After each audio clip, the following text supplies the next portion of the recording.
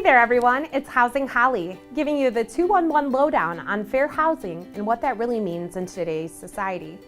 The topic of the day is familial status protections. Familial status is one of a handful of protected classes that fall under the Fair Housing Act. If you have a child or are the guardian of a child 18 years or younger, this will protect you against illegal discrimination by a landlord. Sometimes landlords will refuse to rent to a family with children because they think the children might destroy their property or be too loud. This act will protect families against this happening.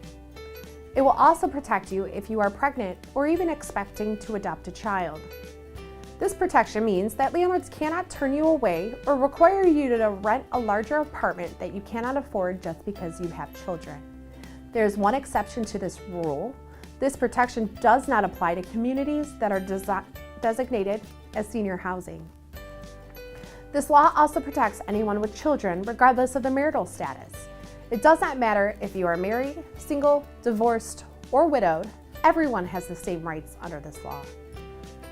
Familial status discrimination is a little different than other types of discrimination. Sometimes the landlord may post rules that seem to single out children. This can be confusing to some because it may look as if children are being unfairly targeted.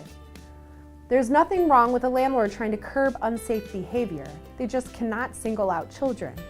For example, a sign that says children are not allowed to run in the halls should actually state no running in the halls. There is no need to single out children, and this rule should apply to every tenant, whether you are a child or an adult. The landlord is also not allowed to have certain buildings on the property designated as family-only buildings. Families with children should be able to rent in any part of the property, and segregating a property is a form of housing discrimination. Along this same line, a landlord cannot say no if a family wants to rent on a higher floor in a building.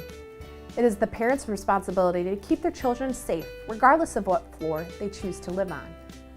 A landlord also should never try to dissuade a pregnant woman or family with small children from renting a walk-up apartment on a higher floor because it would be too hard for them.